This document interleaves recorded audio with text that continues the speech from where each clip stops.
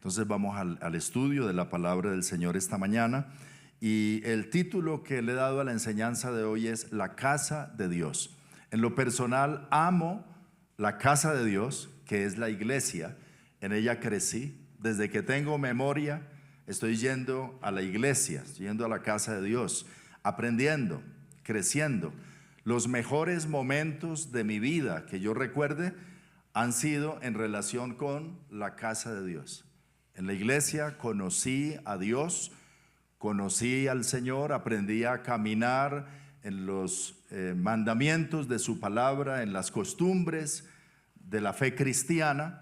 En la iglesia encontré a mi esposa hace ya casi 35 años, ahorita en el mes de agosto vamos a cumplir 35, más los 6 de antes que fueron de noviazgo, de conocernos, y luego el noviazgo y luego el matrimonio, entonces más de 40 años, pero fue ahí en el entorno de la iglesia, en la comunión de la iglesia donde le conocí. Ahí crecieron nuestros hijos también, ahí hemos tenido el ambiente propicio para que ellos crezcan como hijos sanos físicamente, no solamente, sino espiritualmente, emocionalmente.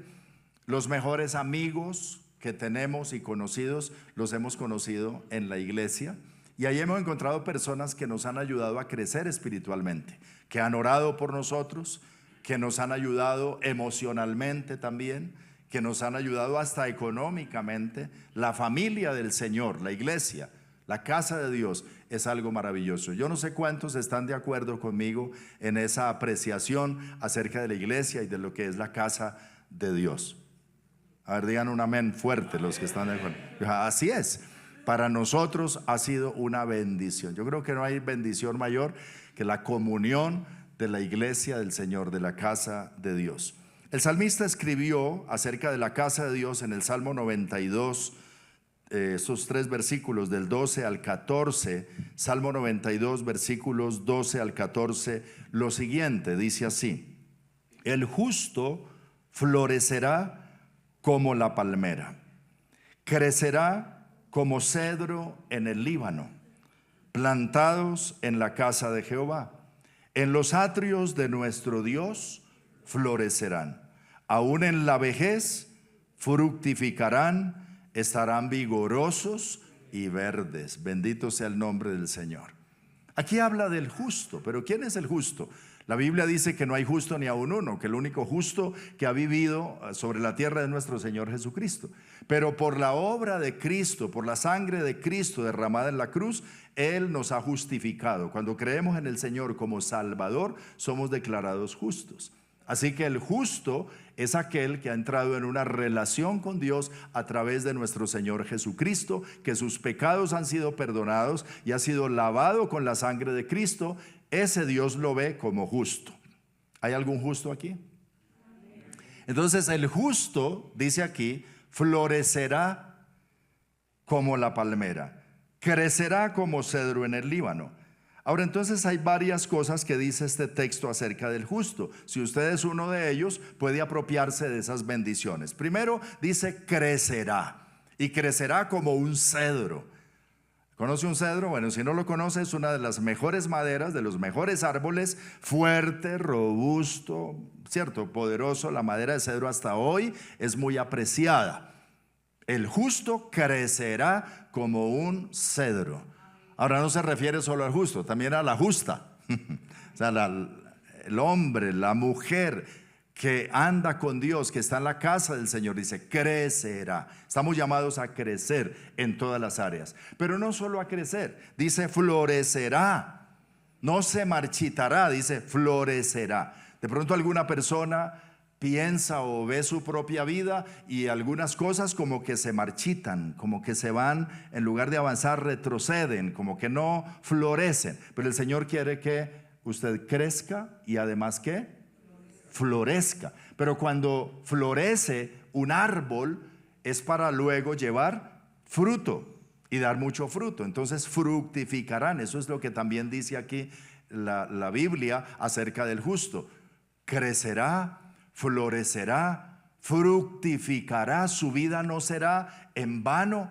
Algunos dicen, no, es que yo no he hecho nada, no sirvo para nada, a mí las cosas no me salen. Pues aquí dice que el justo crecerá, florecerá y fructificará, pero además que estará fuerte siempre, aún en la vejez, dice. Algunos dicen, no, es que ya mis fuerzas se están acabando, yo ya pasé de los 60 o de los 70, y como solía decir mi suegra, estos huesos ya no me quieren cargar.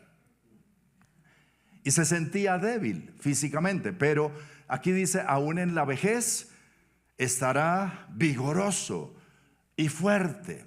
Y el Señor lo fortalecerá para que siga dando fruto en todas las etapas de su vida. Pero también dice que esto sucederá mientras estamos plantados en la casa de Dios. Diga conmigo, plantados. ¿Sabe qué significa eso? Plantado. Que echa raíces, que está firme, que crece, pero crece, dice, en la casa de Dios. Estas promesas no son para el que de vez en cuando va a la casa de Dios o se relaciona con la casa de Dios, o con aquel que de visita tal vez, que es muy fluctuante en su relación con la casa de Dios. Aquí dice, estos árboles crecen plantados en la casa de Dios. Y a la medida que echamos raíces y nos afirmamos y nos comprometemos, entonces crecemos, florecemos, damos fruto, nos fortalecemos y estamos en toda esta bendición que Dios dice para el justo, para anunciar que nuestro Dios es recto, que en Él no hay injusticia, que Él es grande. Seremos un testimonio para la gloria de Dios. Hay gran bendición en la casa de Dios. Jesús habló también de nuestra relación con el Padre en esos términos, diciendo, en la casa de mi Padre muchas moradas hay. Y habla de la casa del Padre como el cielo, ¿verdad? La casa del Padre, a donde esperamos ir un día, nuestro Padre Celestial, Jesús, nuestro hermano mayor, y todos nosotros hijos de Dios, porque escrito está, a todos los que le recibieron, los que reciben a Cristo, a todos los que confiesan a Jesús como Señor y Salvador, se les da el derecho de llamarse hijos de Dios. No, que es que todos somos hijos de Dios, no, aquellos que reciben a Jesús, que creen en Él, se les da el derecho, la potestad de ser hechos hijos de Dios. Y se coloca dentro de ellos el Espíritu Santo, que dice es el espíritu de adopción, que da testimonio a nuestro espíritu de que somos hijos de Dios. Y si hijos, también herederos y coherederos juntamente con Cristo. Gran bendición para los hijos de Dios, para la familia de Dios. Así que la casa de Dios no es solo el edificio donde nos reunimos, que solemos decir esa es la casa de Dios o esa es la iglesia. No, la iglesia, el templo, somos nosotros, la casa de Dios. Somos templo del Dios viviente, la familia de Dios. Por eso Jesús también dijo, el que oye mi voz y abre la puerta, porque estoy llamando a la puerta, yo entraré a él y cenaré con él y él conmigo. Una comunión de amistad y de compartir toda una vida. La vida cristiana no se trata simplemente de creer en Dios, se trata de tener una relación personal con Dios. La casa de Dios. En el Antiguo Testamento, cuando la Biblia habla de la casa de Dios, se refiere a 3 lugares especiales. Recuerdan que en el tiempo de Moisés, Dios ordenó que construyeran un tabernáculo. Era una tienda que se podía armar y desarmar. Una casa en su mayor parte de oro, pero también de pieles y de otros materiales. Y armaban y desarmaban los levitas esa casa. Y alrededor de ella formaban las tribus de Israel cuando hacían sus campamentos en las travesías por el desierto durante 40 años. Eso se llama el tabernáculo de Moisés.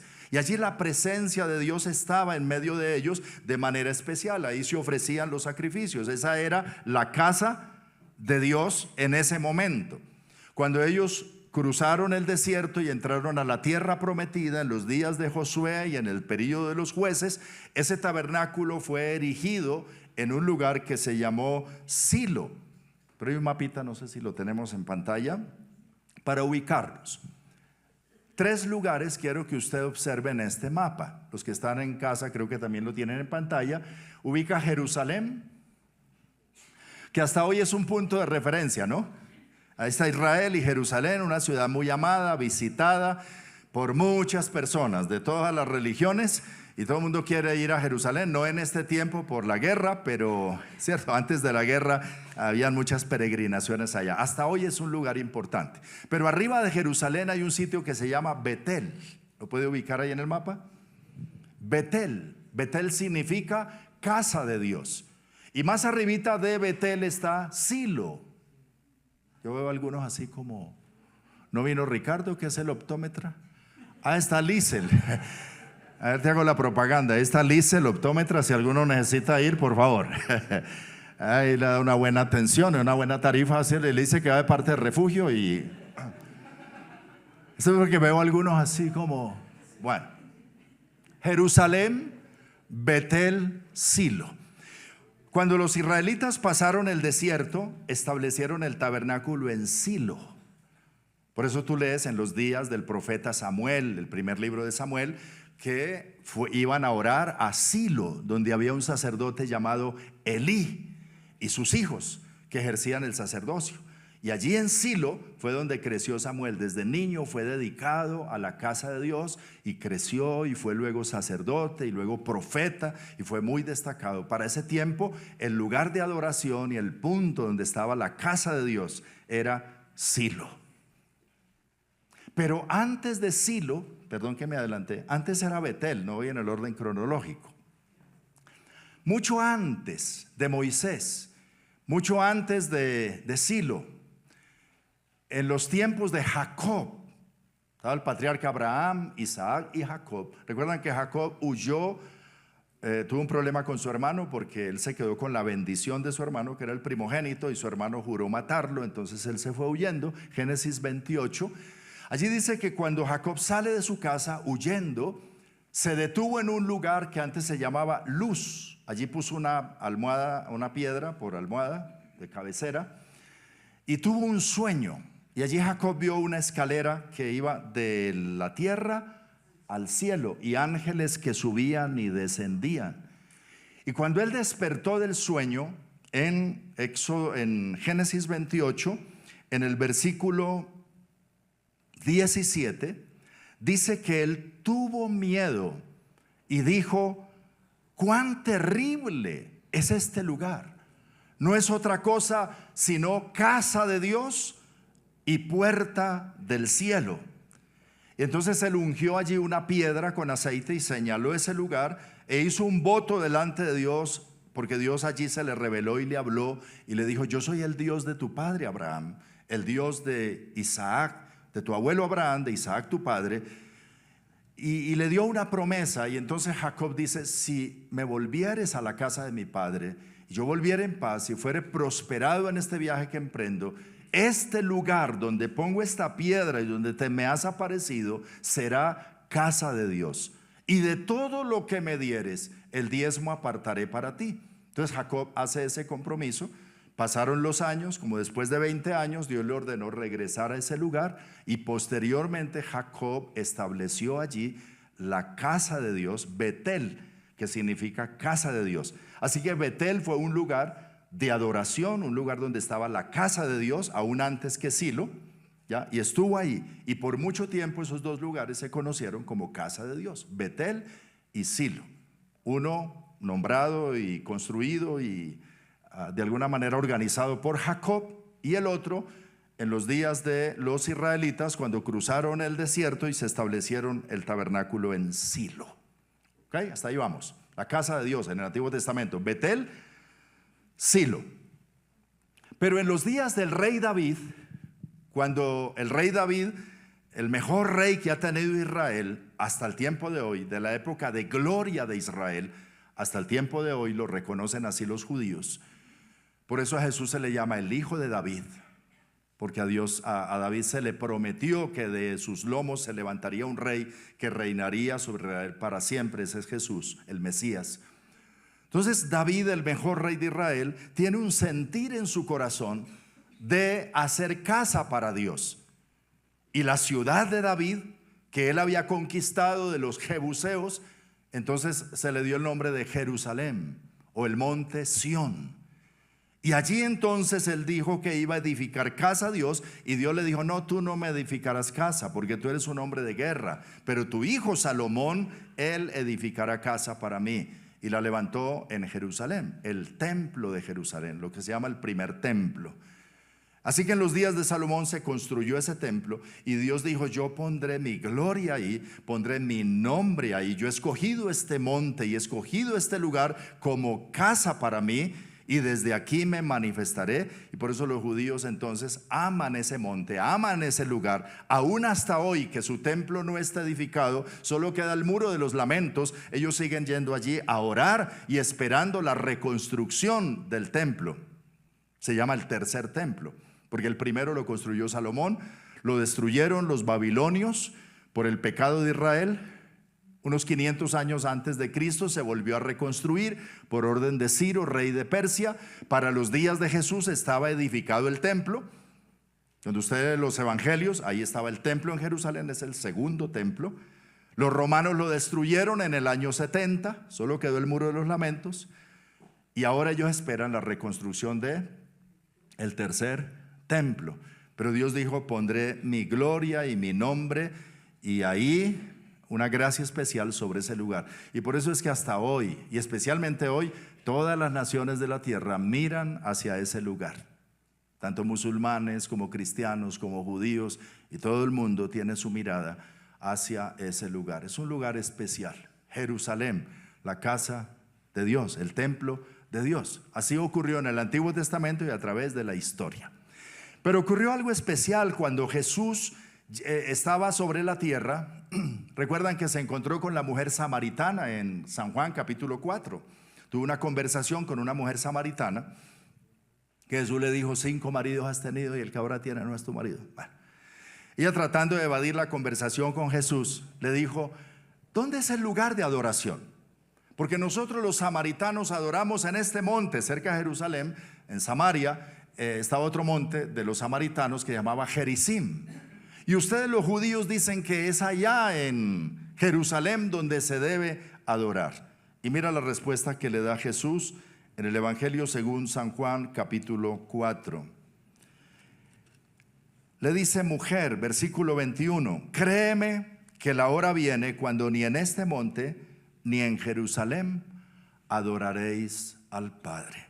Y versículo 23, mas la hora viene, y ahora es, cuando los verdaderos adoradores adorarán al Padre en espíritu y en verdad, porque también el Padre tales adoradores busca que le adoren. Lo que Jesús le está diciendo: de mujer, de aquí para adelante el lugar es lo de menos. De aquí para adelante lo importante es el corazón, el espíritu de cada ser humano conectado con Dios. Porque viene el momento donde ni aquí ni allá, y así llegó. Pero a partir de ahora, dice, ahora es cuando los verdaderos adoradores adorarán al Padre. No dice a Dios, sino al Padre. Como hijos de Dios se conectarán con Él por el Espíritu Santo para adorarlo en cualquier parte del mundo, pero en una conexión espiritual con Dios. Y estaba hablando de la iglesia. Jesús dijo: edificaré mi iglesia. Y la iglesia no es el lugar. La iglesia somos las personas, la asamblea. Palabra iglesia viene del griego eklesia, que significa asamblea, congregación de llamados. La iglesia somos nosotros. Mira al que está a tu lado y dile: la iglesia somos tú y yo. A veces decimos: voy a la iglesia, y decimos el lugar, ¿cierto? Ahí es donde se reúne la iglesia, pero la iglesia realmente somos nosotros. Y la iglesia es la casa de Dios, es el lugar donde Él habita, es el lugar donde Él mora. Claro, no debemos perder tampoco el valor de los lugares sagrados donde nos reunimos, y esos son lugares, ¿cierto?, que debemos conservar y amar también, porque nos traen recuerdos y cosas. Ahí nos casamos, ahí presentamos nuestros niños, ahí estamos, pero finalmente el lugar puede convertirse en otra cosa. Pero la iglesia, la congregación, el pueblo de Dios es algo maravilloso, la casa de Dios. Cuando diga la casa de Dios, nos referimos a la iglesia como la comunidad que amamos y en la cual servimos al Señor. La que decía hace un momento cuando decía, amo la iglesia del Señor. Y en esta perspectiva de lo que es la casa de Dios y de lo que es la iglesia del Señor, quiero llamar su atención a tres cosas que en medio de todo este relato se dice acerca de la casa de Dios. La primera cosa es lo que dice Jacob en el sueño que tuvo en Génesis 28, cuando dijo, cuán terrible es este lugar. En ese lugar donde él puso casa de Dios, que llamó Betel y que edificó una casa. Pero él dijo, este lugar donde me he encontrado con Dios no es otra cosa sino casa de Dios y puerta del cielo. Diga conmigo, la iglesia es puerta del cielo. ¿Sabes? Tú estás ahorita mismo, ¿en dónde? En la puerta del cielo. ¿Te parece maravilloso?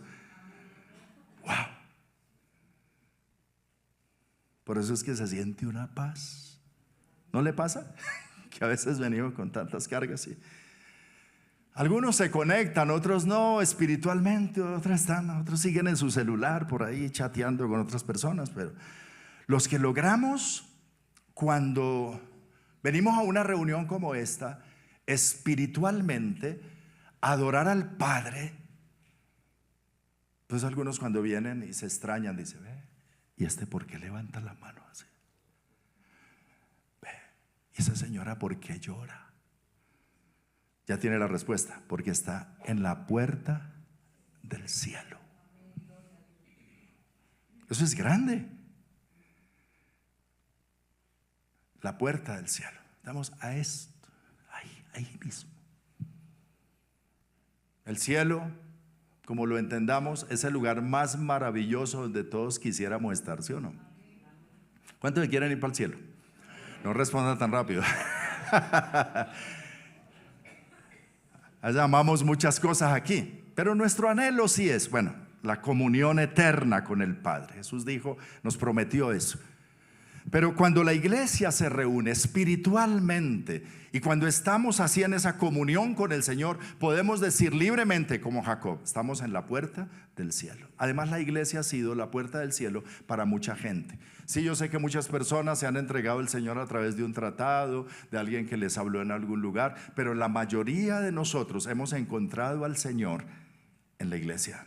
Cuando alguien nos invitó a la iglesia, cuando alguien nos invitó a escuchar la palabra, adorar un momento, y ahí nos encontramos con Dios, con el Señor Jesucristo, con el Espíritu Santo, y esto cambió nuestras vidas, porque el que está en Cristo nueva criatura es. Las cosas viejas pasaron y ahora todas son hechas nuevas para la gloria de Dios. ¿Cuántos han experimentado eso? Lindo. La puerta del cielo. Así lo vio Jacob. Esa es la iglesia, por eso amamos la iglesia. Número 2. El apóstol Pablo tuvo una apreciación acerca de la iglesia en 1 Timoteo capítulo 3 versículo 15. Pablo había dejado a su hijo espiritual Timoteo a cargo de la iglesia en Éfeso y le recomendó que cuidara de ella como pastor. Y entonces le dice lo siguiente, 1 Timoteo 3:15.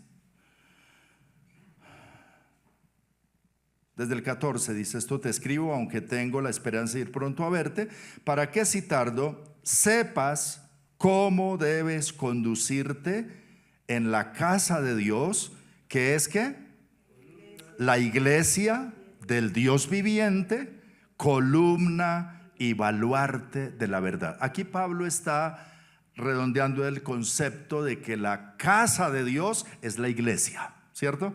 Dice, yo quiero, Timoteo, que tú sepas cómo conducirte en medio de la casa de Dios, que es la iglesia. ¿Y cómo llama la iglesia? Columna y baluarte de la verdad. Entonces, primero, la iglesia es la puerta del cielo. Es puerta al cielo, puerta del cielo. Pero número 2, la iglesia es columna y baluarte de la verdad. ¿Qué es la verdad? Este libro, muy despreciado hoy y afrentado por muchos. Muchas personas en el mundo, cuando te ven con este libro, te menosprecian. Muchas personas en el Congreso de la República, los senadores y representantes de la Cámara, no admiten que alguien siquiera cite la Biblia. ¿No han oído por ahí? No, ya no va a meter religión. ¿Ya de qué va a hablar usted? Retrógrado.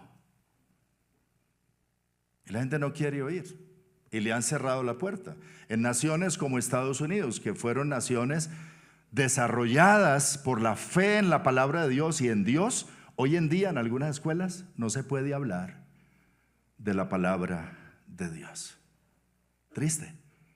Y en muchos lugares se ha cerrado la puerta a la palabra de Dios. En universidades, en entornos. La gente, cierto, le ha cerrado la puerta, pero la iglesia hasta hoy sigue siendo baluarte de la verdad. ¿Tienes la Biblia? Mira, te invito no solo a que la tengas en el celular, cómprate una. Así, de estas, de verdad, que la puedas subrayar, que la leas. No es lo mismo leer en el celular a leer aquí. Te invitaría, ojalá que la trajeras a la iglesia el domingo, que salieras de tu casa como los creyentes antiguos con el libro en la mano, y que sí, que toda la cuadra sepa que tú eres de aquellos que somos baluarte y columna. Sí, creo. ¿Y qué? Porque el mundo nos está diciendo, ¿cierto? El orgullo gay nos invita hoy y defiende su causa, y tenemos que aceptarlo, dicen ellos, y hasta aplaudirlo. Pues nosotros somos la casa de Dios, la iglesia del Dios viviente, y somos columna y baluarte ¿de qué? De la verdad. Y no me avergüenzo del evangelio, porque es poder de Dios para salvación a todo aquel que cree. Alabado sea el Señor. Denle un aplauso fuerte ahora sí al Señor. No te avergüences de la palabra. Ámala, léela, cítala. Di, la Biblia dice así, así el otro se para en la cabeza.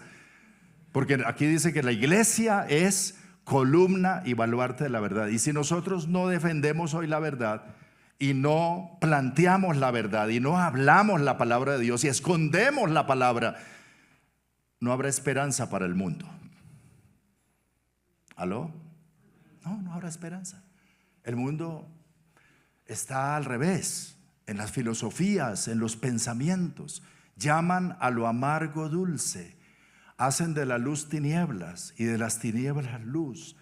Y dicen que la verdad cada uno se la inventa, y que lo que tú quieras definir como verdad, eso es la verdad, y que lo que tú quieras pensar que eres, eso es. Vi un letrerito que me llamó la atención estos días por ahí, hablando de las ideologías del mundo, de un electricista, un ingeniero con su asistente. Entonces le dice que conecte el macho con la hembra. Y el asistente le dice, ¿por qué no dejamos que los cables escojan qué quieren ser? No se puede. Hoy en día, la iglesia que tiene es baluarte de la verdad. Necesitamos seguir predicando la verdad, enseñando la verdad, especialmente a nuestros hijos. ¿Aló? Abuelos, padres, a nuestros hijos, en la familia. Nosotros creamos. El mundo hoy cree que lo que se imagina que él es, eso es. O que lo que se imagina que puede hacer, lo puede hacer. Y dice, la verdad es relativa, todo es relativo. No. Jesús dijo, yo soy la verdad. Y tu palabra es verdad. Y conoceréis la verdad, y la verdad os hará libres. Por eso leemos la Biblia, que es la verdad, creemos la verdad, practicamos la verdad, predicamos la verdad, Y estamos dispuestos a seguir la verdad porque es la iglesia del Dios viviente, la casa de Dios, columna y baluarte de la verdad. Usted dirá, ¿y por qué está ese? ¿No hay un castillo ahí? ¿No hay una imagen? Aquí. ¿Saben qué es eso? Sí, pero ¿qué es? Para el tiempo donde lo construyeron, ¿qué era? Un baluarte, una fortaleza inexpugnable para los ejércitos de aquel tiempo. Obviamente, para los ejércitos de hoy, eso le mandan un misil y lo vuelan. Pero para el tiempo en que fue construido, ese era un baluarte para defender una causa. La iglesia es un baluarte. Eso es lo que está diciendo la palabra. La iglesia es el baluarte. ¿Baluarte de qué? De la verdad. Y dice la escritura, compra la verdad y no la vendas. Átalas a tu cuello. Escribe los mandamientos de Dios en la tabla de tu corazón y vive de acuerdo a ella. Fíate de ella y del Señor de todo tu corazón y no te apoyes en tu propia prudencia. Reconócelo en todos tus caminos y Él enderezará tus veredas. Y cuando alguien te diga por ahí algún disparate, dile lo que decía mi mamá y la cita para decirle, bueno, ¿y la Biblia dónde dice eso? ¿Ok? Que podamos hablar. Si alguno habla, dice la escritura, hable conforme a la palabra de Dios. Spurgeon, el gran predicador, el príncipe de los predicadores, solía decir, lee la Biblia y estudia la Biblia y memoriza la Biblia hasta que la sangre que corre por tus venas sea bíblica. Y que cuando abras la boca, lo único que puedes decir es lo que dice la Biblia y no tus propios pensamientos. Es que a mí me parece, mi hijito. No, dígale, la Biblia dice. Hoy en día tenemos un reto grande.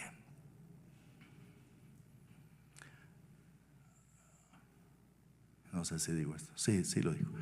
En el mundo nos están diciendo que a los niños no se les puede tocar ni con el pétalo de una rosa.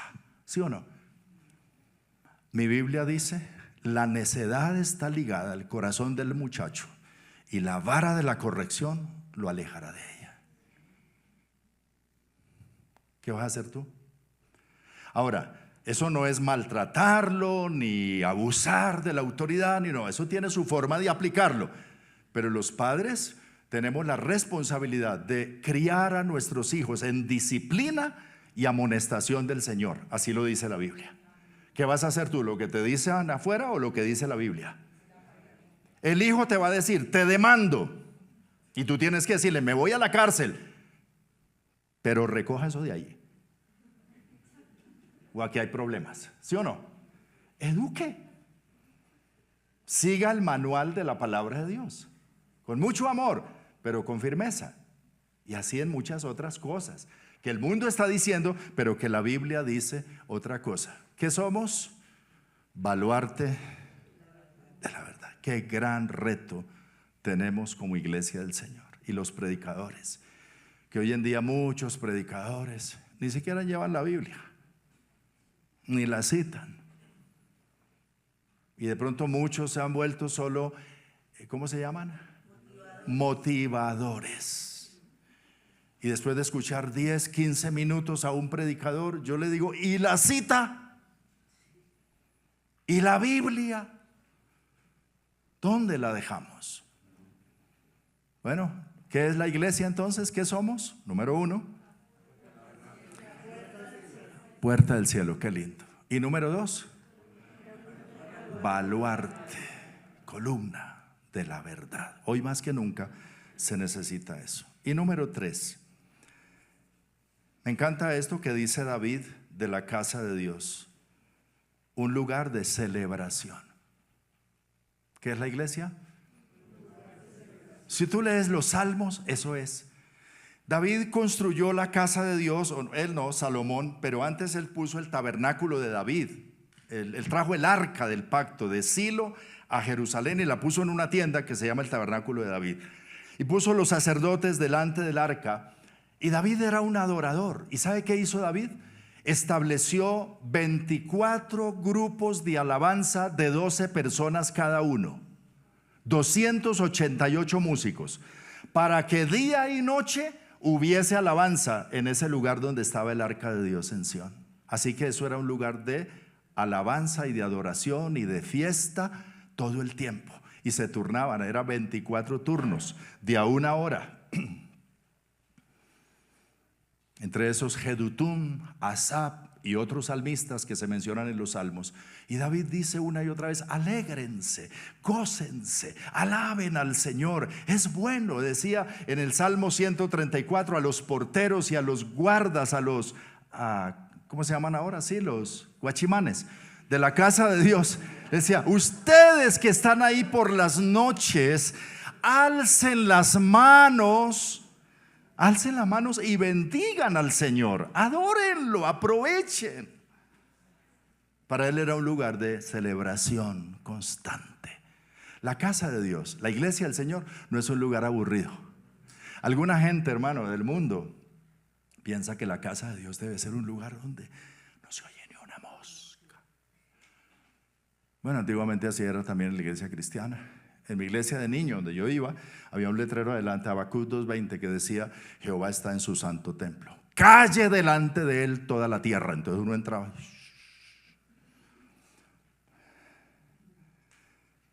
Para David, ¿qué era la iglesia?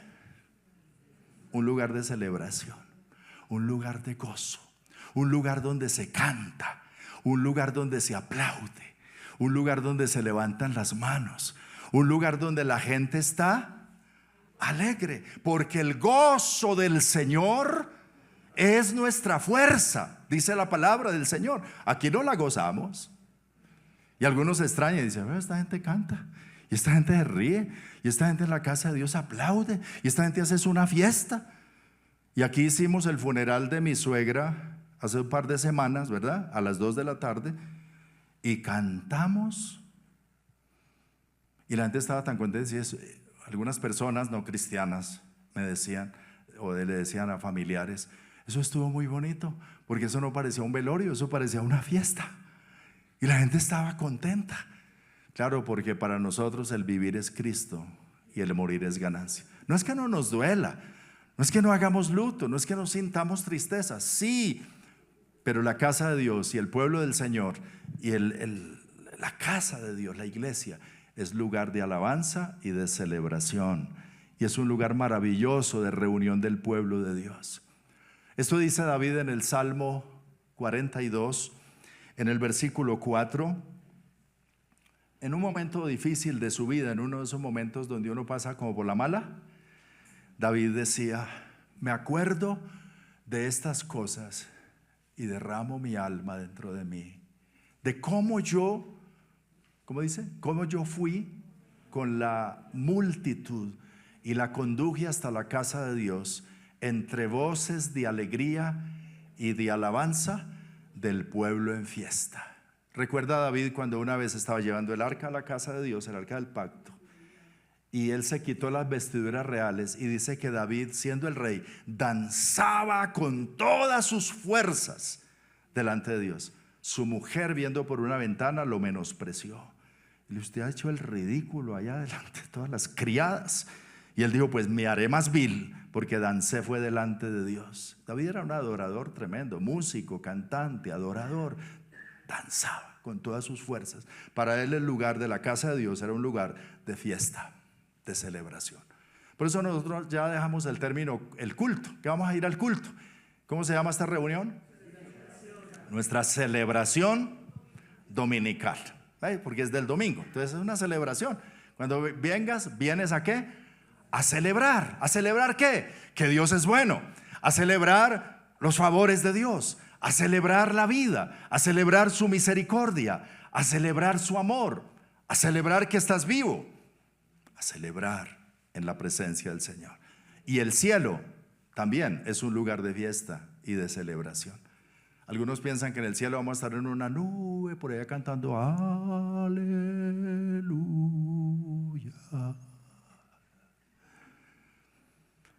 Está mal informado. El cielo es un lugar maravilloso de estrato 15, de lo mejor, con calles de oro, sin enfermedad, sin EPS, sin razonamiento, sin facturas, sin vejez, sin enfermedad, sin los problemas matrimoniales, sin los gritos de la señora ni del señor, sin necesidad de nada, con la mejor comida y la mejor vida, y sin la preocupación de la muerte, como canta José Luis Guerra, Juan Luis Guerra: en el cielo no hay hospital y no hay cementerio. Bendito sea Dios. ¿Quiere ir allá? Empieza a disfrutarlo desde aquí. Conéctese con el Señor, porque es para sus hijos la promesa. En la casa de mi padre muchas moradas hay, dijo Jesús. Si así no fuera, yo lo hubiera dicho: voy a preparar lugar para vosotros, y vendré y os tomaré, para que donde yo estoy, vosotros también estéis. Y sabéis a dónde voy, y conocen el camino. Y le dijo Tomás, le dijo Felipe: no sabemos a dónde vas, ¿cómo podemos saber el camino? Jesús le dijo: yo soy el camino. Jesús es el camino. Quizá alguien hoy se siente perdido, no se siente hijo de Dios, parte de este pueblo, de esta bendición. Hoy es el día que el Señor te está diciendo: ábreme la puerta, déjame entrar. Tengamos una comunión. Recibe el perdón, recibe vida nueva, y recibe el gozo de pertenecer a la familia del Señor y de ser parte de la iglesia del Señor, y de disfrutar parte del cielo aquí en la tierra, y de disfrutar todas estas bendiciones. Y un día de estos vengo por ti y nos vamos a la eternidad. O un día de estos te mueres físicamente, pero vivirás eternamente conmigo en el cielo. Te resucito y seguimos, porque Él nos ofrece vida eterna. Si alguien necesita hoy recibirlo, debes simplemente orar y abrirle la puerta de su corazón y decirle: sí, Señor, yo necesito eso. Eso es lo que yo necesito, porque estás en la puerta del cielo. ¿Vas a entrar o te vas a quedar ahí? Jesús dice: venga a mí, ábreme la puerta, déjame entrar, déjame hacer de tu vida todo lo que tengo en mente. Oremos al Señor un momentico. Dile: gracias a Dios. Quizá hay alguien que necesita orar para recibir a Jesús, para reconciliarse con Él. Quiero guiarte en una sencilla oración. Si tú tienes esa necesidad, haz esta oración ahí en voz baja. Dile: Señor Jesús, gracias. Gracias por traerme hoy aquí a la puerta del cielo, a este lugar de celebración, a escuchar tu verdad. Gracias porque tú me amas. Dile: entiendo que te necesito. No quiero desaprovechar esta oportunidad para reconciliarme contigo, para recibirte en mi vida. Dile al Señor: perdona por favor todos mis pecados. Lávame con tu sangre preciosa, límpiame, santifícame. Hazme un hombre nuevo, hazme una mujer nueva. Dame una mente nueva. Dame el privilegio de caminar contigo como tu discípulo y aprender de ti, Señor. Quiero todas estas bendiciones que tu palabra dice para tu pueblo, para la iglesia. Te entrego mi vida, Señor. Te abro la puerta de mi corazón. Quiero ser tu hijo, Señor. Aquí está mi vida. Te confieso como mi único Salvador y mi Señor. Acepto lo que hiciste por mí en la cruz del Calvario. Gracias, gracias. Gracias, Señor. Con los demás hermanos de la iglesia oremos al Señor. Dale gracias al Señor por la iglesia, por la comunión del pueblo de Dios, por ser parte de. Qué lindo, qué maravilloso. Mirad cuán bueno y cuán delicioso es habitar los hermanos juntos y en armonía. Es como el buen óleo sobre la cabeza, como el perfume. Ahí hay una unción especial, dice la palabra. Es como el rocío que desciende sobre los montes de Sión. Es como la frescura de la mañana. Y dice el Señor, porque allí envía el Señor bendición y vida eterna. Gracias. En medio de tu casa te hemos encontrado la vida eterna, la salvación. Pero también hemos encontrado mucha bendición para nuestros hijos, para nosotros. Gracias por toda esa bendición que hay en tu casa, Señor. Te adoro, te adoro, te adoro, Señor. Gracias por esta iglesia local, por refugio, por los hermanos, las familias, los niños, los jóvenes, por el amor que nos dispensas unos a otros. Gracias.